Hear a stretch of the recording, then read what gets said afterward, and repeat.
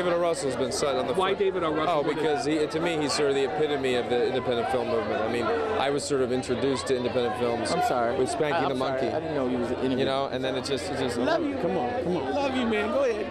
Guys, wait. Let's do a photo. He's in the middle of the interview. No, I love it. You think for a second? Can you move your mic for a minute? That'll do it.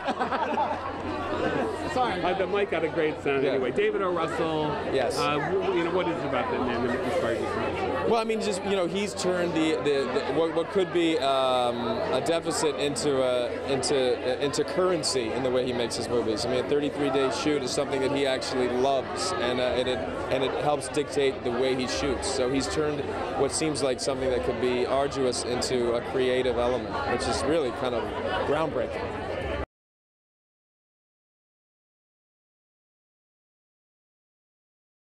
Inspired me all the wrong movies. The movies the nuns told us we'd go to hell if we saw when I was 8 years old. The condemned list of the Catholic Church. It still inspires me.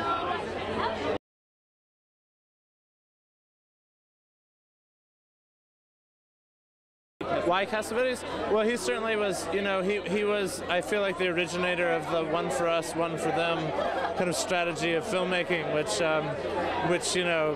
people, now certainly, you look at someone like her friend Steven Soderbergh, who's does this as well and things like that, but I feel like that him kind of financially taking it upon himself to make movies that people weren't, asking him to make was like a daring thing that was really empowering, really, in a way.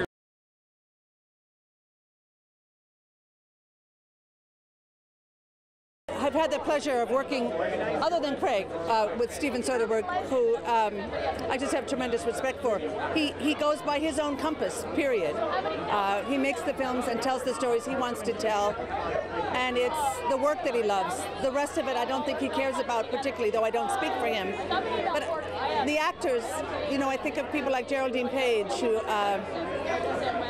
most importantly kept her soul alive to the work, and that's the kind of actress, Judi Dench, that I admire tremendously, and never losing their way about what's important.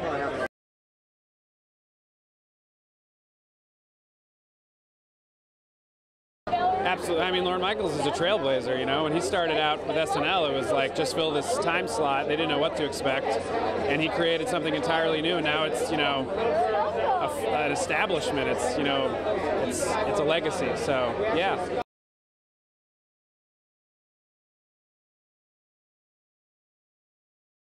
The professional world, one of my best friends is CCH Pounder, and CC and I are sisters, and so we go through it together.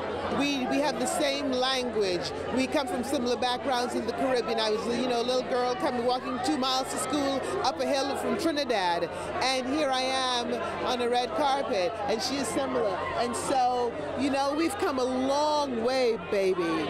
And so, to be standing here is testament itself.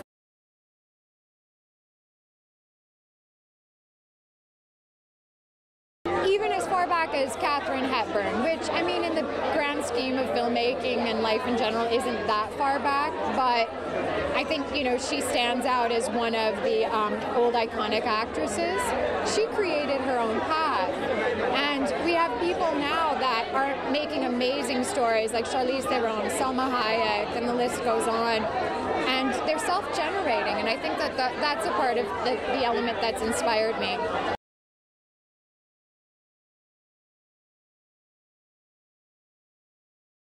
So Robert Altman would be one of the true fierce independents who just did it his way and reminded actors to always be pure artists and to not get caught up in the minutia.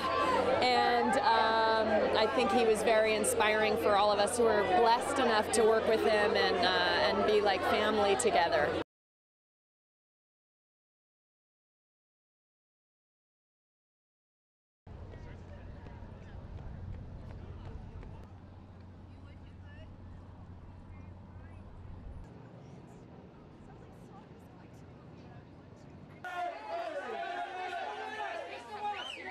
I didn't do it.